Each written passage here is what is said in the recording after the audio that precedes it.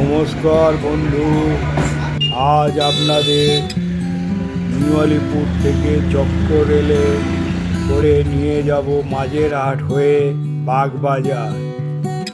বাগবাজারে নিয়ে গিয়ে সেখানে আপনাদের দর্শন করাবো কিছু মন্দির। প্রথমে দর্শন করাবো বগলামুখী মন্দির, তারপরে আপনাদের দর্শন করাবো গৌরাজ মন্দির, তারপর আপনাদের মা সর্বমঙ্গলাময়ী মন্দির, তারপর এক জায়গায় আপনাদের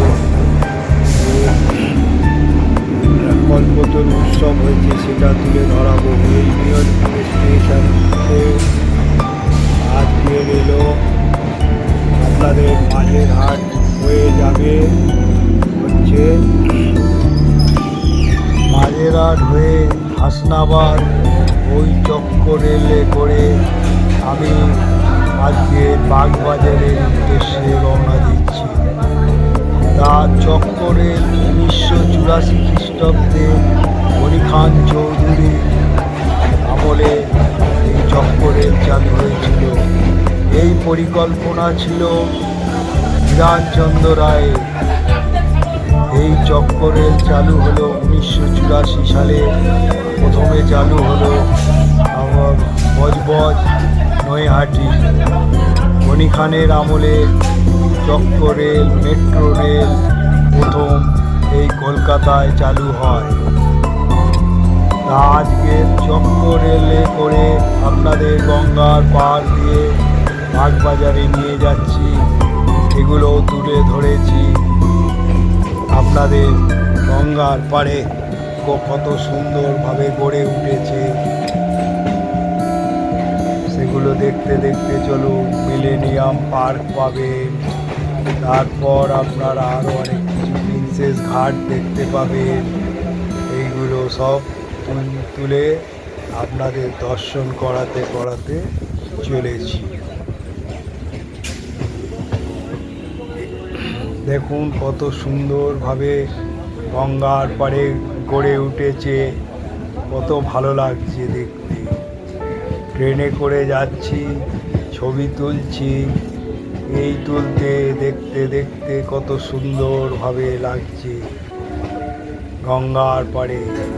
চক্কর রেলে করে আপনারা যদি মাঝেরহাট হয়ে বাগবাজার বা দমদম যান, খুব ভালো দৃশ্য দেখতে পাবেন। মাঝে মাঝে কিছু বস্তি পড়বে, বসতি, আবার কিছু ভালো বেশ গঙ্গার মনোরম পরিবেশে কি সুন্দর করে গড়ে উঠেছে। এইভাবে আপনারা চলে যাবেন, খুব ভালো লাগবে। দেখুন এইখানে বসতি গড়ে উঠেছে, সেগুলোও তুলে ধরেছি। এবারে দেখুন কত গাছগাছালি। এবারে চলে এলো বিবাদী বাগ। বিবাদী বাগ এটা হলো, এই চক্কর রেল হলো সিঙ্গেল লাইন। এই চক্কর রেল সেই জন্য আবার ওখানে মিট হবে, একটা ট্রেন পাস করবে, তারপরে আর একটা ট্রেন যাবে। এই চক্কর রেল যদি ঠিক মতন আজকে চালু হতো তাহলে আরও কলকাতার ট্রেনের ব্যবস্থা, লোকাল ট্রেনের ব্যবস্থা আরও উন্নতি হতো। চক্কর রেল ঠিক মতন সেরকমভাবে এখনও উন্নতি হয়নি। তাই আমি রেল কোম্পানির কাছে আশা রাখি চক্কর রেলের আরও উন্নয়ন হলে কলকাতার জনজোয়ার কিছুটা কমবে। অন্য যারা শিয়ালদা থেকে যারা যাওয়া আসা করে তখন চক্কর রেলে চলে যাবে। এটা এইভাবে দেখুন হাওড়া, এবারে বড়বাজার আসছে হাওড়া স্টেশনে। এই হাওড়া পোলের নিচে দিয়ে এবারে ট্রেন যাবে, খুব সুন্দর লাগবে দেখতে। হাওড়া ব্রিজটা কত সুন্দরভাবে গড়ে উঠেছে। এটা এখান থেকে আমি তলা থেকে তুলে আপনাদের ধরেছি, দেখুন কত ভালো লাগছে। দেখুন হাওড়া স্টেশনটা যেন দুলছে, মনে হচ্ছে তলা থেকে তুলেছি।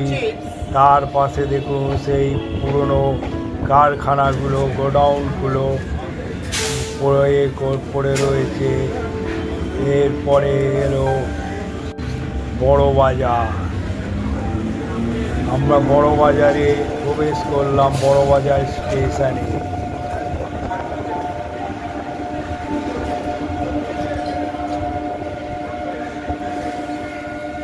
বড় বাজারে ট্রেন প্রবেশ করলো।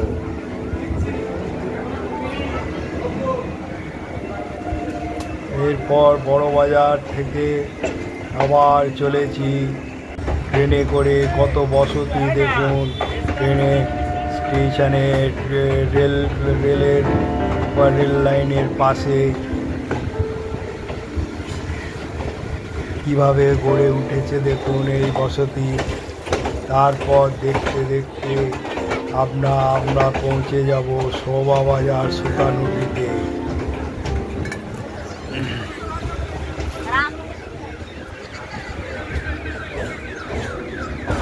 আমি আজ পুরো চক্র রেলটাই আপনাদের তুলে ধরেছি। চক্র রেলের ধারে কীভাবে বসতি গড়ে উঠেছে। এবারে আহারিটলা শোভাবাজারে এসে, আহারিতলা শোভাবাজারে এসে পৌঁছালাম।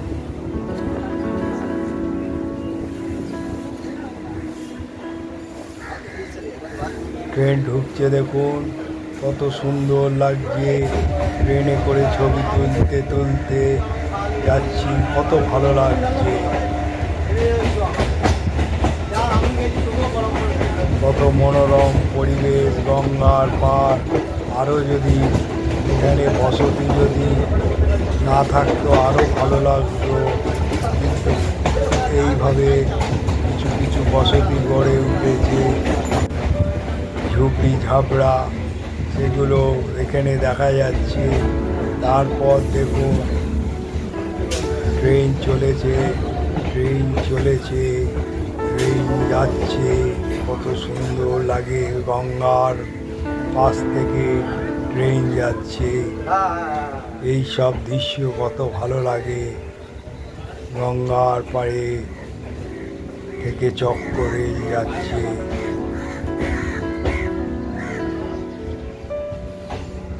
মনোরম পরিবেশে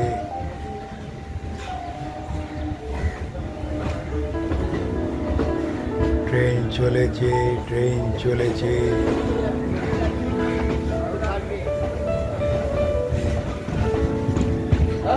দেখুন গাছ গাছালি, বসতি কিভাবে গড়ে উঠেছে এক শহরের, কলকাতা শহরের বুকে। এবারে ট্রেন ঢুকছে, স্টেশনে প্রবেশ করছে। দেখুন এইবার বাগবাজার স্টেশন আমার গন্তব্যস্থলে এসে আমি পৌঁছালাম। বাগবাজার, এই বাগবাজার অনেক ইতিহাস আছে। এই বাগবাজারে গিরিশ ঘোষের ইতিহাস। এই বাগবাজারে রামকৃষ্ণদেব, সারদা মায়ের বাড়ি, খুবই খ্যাত জায়গা। এই বাগবাজার গঙ্গার পার, কত সুন্দর। এই বাগবাজারে কত মন্দির আছে। এই বাগবাজারে চলুন আজ মন্দির দর্শন করাবো। প্রথমে নেবে মা বগলামুখীকে দর্শন করালাম। দেখুন মা বগলামুখী শত্রু বিনাশ করে, দশ মহাবিদ্যার এক দেবী এই বগলামুখী। বগলামুখী শত্রু বিনাশ করে। এখানে যে বগলামুখী মন্ত্র যোগছে, বগলামুখীকে মনস্কামনা করলে পূর্ণ হয়। জয় মা বগলামুখী মন্দির, জয় মা বগলামুখী। सायिक वाचिक मानसिक परम सिद्धांते पुष्पांजलि मां बगलामुखी श्री श्री कर्णव्यन मुनमा अमृत बगलामुखी मध्य सुदाब्दी मणिमंडल प्रकृति सिंहासनं परिगतां परितोरणा पिता मला वर्माल्य युष्टांगी देवी सुनामी दित उग्र वैद्य जुराबिना माताय गगति वामन शत्रु परिपरियंति गदापि घातेन च दक्षिणेन पिताम्बराढ्यं युजन नामे एस पुष्पांजलि श्री श्री मां बगलामुखी सायिक। এরপর আপনাদের পাতালেশ্বরী মন্দিরে এনেছি, দর্শন করুন। মা পাতালেশ্বরীর সঙ্গে জগন্নাথ দেব, বলরাম আর সুভদ্রা বিরাজ করছে এখানে। এই মন্দিরও কত সুন্দরভাবে বাগবাজারে। এখানে অনেক কিছু দোষ কাটানো, শ্রাদ্ধ, নবগ্রহের যজ্ঞ, ব্রত, উপনয়ন এবং পুষ্টি ইত্যাদি করা হয় এই মন্দিরে। আচ্ছা, এই কাজগুলো কি আপনি করে থাকেন? তো এইগুলো এই পুষ্টি করা এগুলো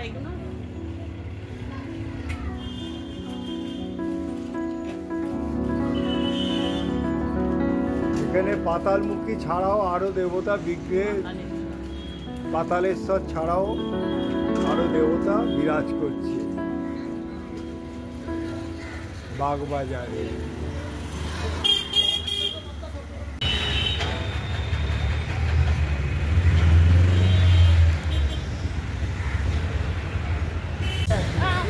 এটা শ্রী সর্বমঙ্গলা কালী মাতার মন্দির, বাগবাজার।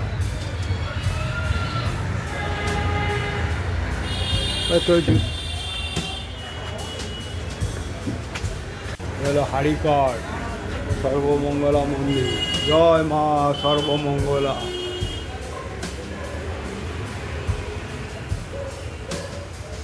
আচ্ছা, এই সর্বমঙ্গলা মন্দিরটা কত বছর? 350 বছর না? নমস্কার করে চান করতেন মণ্ডপূর্ণা ঘাটে, কথামৃততেই দেখবেন লেখা আছে। মানে কথামৃততেই আছে, রামকৃষ্ণদেব যখন স্নান করতেন এখানে পুজো দিতেন, প্রণাম করতে।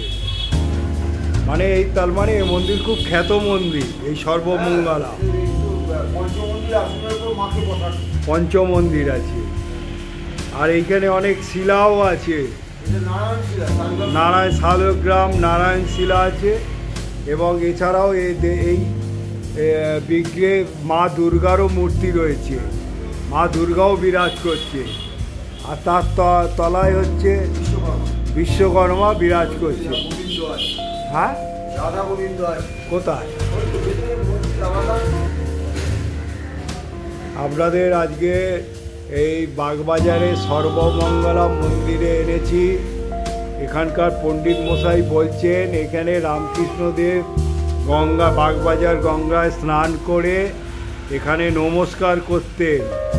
মানে এ খুব খ্যাত কালী, এখানে মনস্কামনা করলে পূর্ণ হয়। যেখানে রামকৃষ্ণদেব এখানে এসে প্রণাম করতেন, তার মানে খুবই খ্যাত মন্দির। আর এখানে আরও বিগ্রহে আরও দেবতা বিরাজ করছে, পাশে মা দুর্গা আছে। আর পণ্ডিত মশাই এখন পুজো দেবে বলে সব সাজাচ্ছে। আচ্ছা, এই মন্দিরে একটা শিবও বিরাজ করছে, দেখুন। মা সর্বমঙ্গলা থাকবে আর শিবলিঙ্গ থাকবে না, এ কখনো হয়? এই দেখুন, অষ্টধাতুর মূর্তি হচ্ছে গোবিন্দ, আর হচ্ছে রাধারানী, আর নিতাই আর গৌর। আবার জগন্নাথ বলরামও আছে এই বিগ্রহে। এই দেখুন, এই বিগ্রহে, এই ছোট্ট বিগ্রহে কত দেবতা বিরাজ করছে। রাধা গোবিন্দ, আবার হচ্ছে নিতাই গৌর। ইতিহাস বলতে দেখুন, এই মন্দির প্রতিষ্ঠাতা হচ্ছে ঘটক ঠাকুর। ওখানটা আপনি গেলে বুঝতে পারবেন, ওইখানে লেখা আছে ঘটক ঠাকুর। হ্যাঁ, উনি বিয়ে থা করেননি, ব্রহ্মচারী ছিলেন। উনি সাধনা করে সিদ্ধিলাভ করে এই মূর্তি দর্শন পান। উনি এই মূর্তি দর্শন পান এবং এই মূর্তি সেই থেকে মৃন্ময়ী হয়ে রয়েছে। মৃন্ময়ী মূর্তি, মৃন্ময়ী মানে একদম মানে জাগ্রত। হ্যাঁ, মৃন্ময়ী মূর্তি। আর এটায় আমার ঠাকুরদাদা কোনো এক সময়, গৌরচন্দ্র ঘোষাল, আমার ঠাকুরদাদা কোনো এক সময় এটা কষ্টি পাথর দিয়ে তৈরি করতে গেছিল। মাটির মূর্তি, মৃন্ময়ী মূর্তিকে সরিয়ে কষ্টি পাথর দিয়ে কংক্রিট ভাবে করতে গেছিলেন। কিন্তু দেখা গেল রাত্রেবেলায় যখন সবাই শয়নে ব্যস্ত, সেই সময় কষ্টি পাথরের 4টে হাত খুলে পড়ে যায়।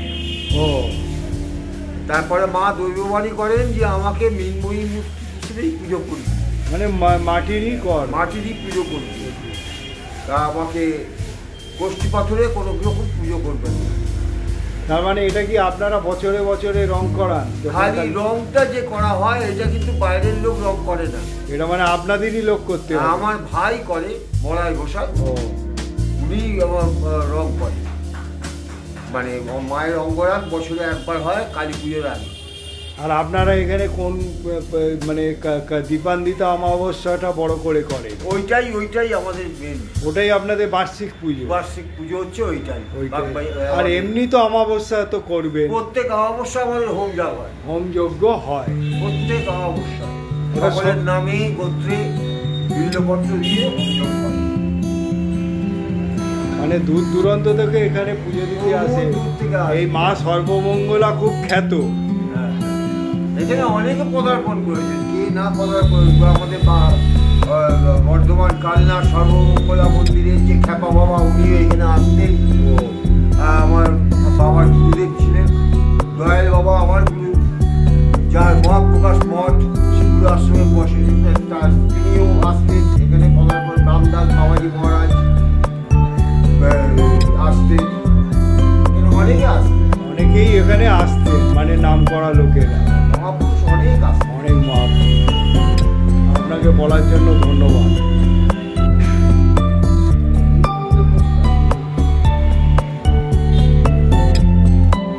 মা কালী, কালী মা খুব খ্যাত।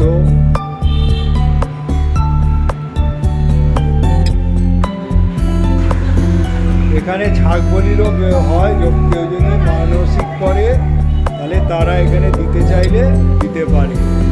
আবার এখানে আর একটা হচ্ছে, যাদের মনস্কামনা পূর্ণ হয় তারা যদি ভোগ দিতে চায় সেটাও পারে, সেটাও হয়। পণ্ডিত মশাই বললেন। তাহলে পণ্ডিত মশাই সম্বন্ধে এখানে সব যা বললো, এখানে এই সর্বমঙ্গলা বাগবাজারে খুব খ্যাত কালী, অনেক কিছু জানতে পারলাম এবং পণ্ডিত মশাইকে ধন্যবাদ। আপনারা এখানে আসবেন, পুজো দেবেন এবং এখানকার মনস্কামনা করলে পূর্ণ হবে। আমি চাইব এটা দেখার পর একটা করে লাইক করবেন এবং নোটিফিকেশানে লিখবেন, আর যত শেয়ার করবেন লোকে এরকম আমাদের পশ্চিমবঙ্গে বাগবাজারে যে কত মন্দির আছে সেগুলোও জানতে পারবে। আর এটা যদি যারা সাবস্ক্রাইব করেননি সাবস্ক্রাইব করে দেবেন, যখনই কোনো ব্লগ বানাবো পেয়ে যাবে। আপনারা সুস্থ থাকুন, ভালো থাকুন। এই আমি বাগবাজারে সর্বমঙ্গলা কালী তুলে ধরলাম এবং আরও কতগুলো মন্দির আমি তুলে ধরলাম। সেগুলো দেখার পর আপনারা, এখানে হারিকার আছে, এখানে শিবলিঙ্গ আছে, কত কি আছে। এই হলো মন্দিরের ইতিহাস। দেখুন,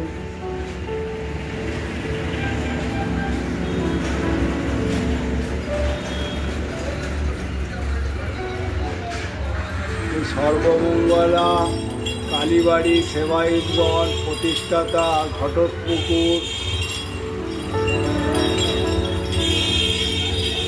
এখানে আরও সকলে যে গৌরচন্দ্র ঘোষালের পুরো আছে। আচ্ছা, সীতারাম, হ্যাঁ ওনারও তো দেখছি আছে।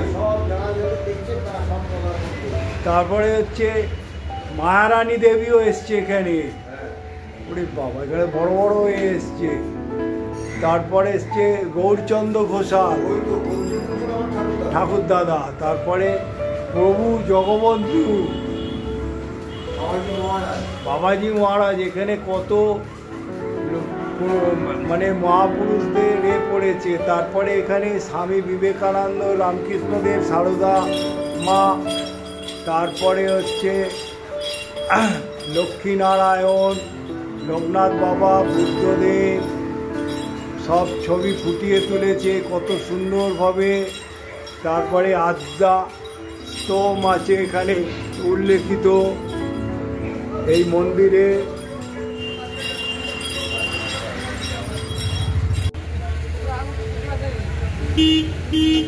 মা দুর্গা বিরাজ করছে।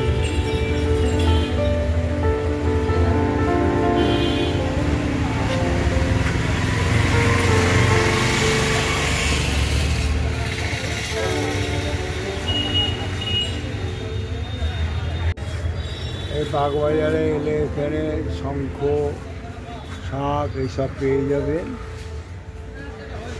এগুলো পাওয়া যাবে। হলো বাগবাজারের জগন্নাথ মন্দির।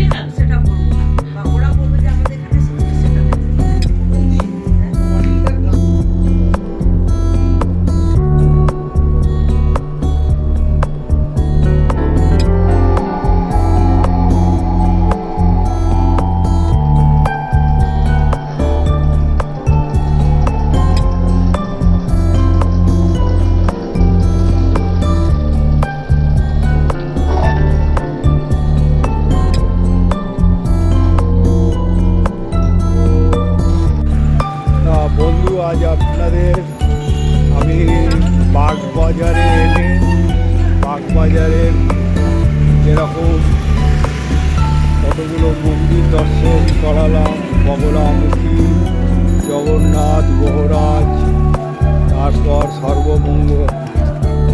সর্বমঙ্গলা, ওই কালী সব দর্শন করালাম এবং পণ্ডিত মশাইও কিছু কিছু বলল।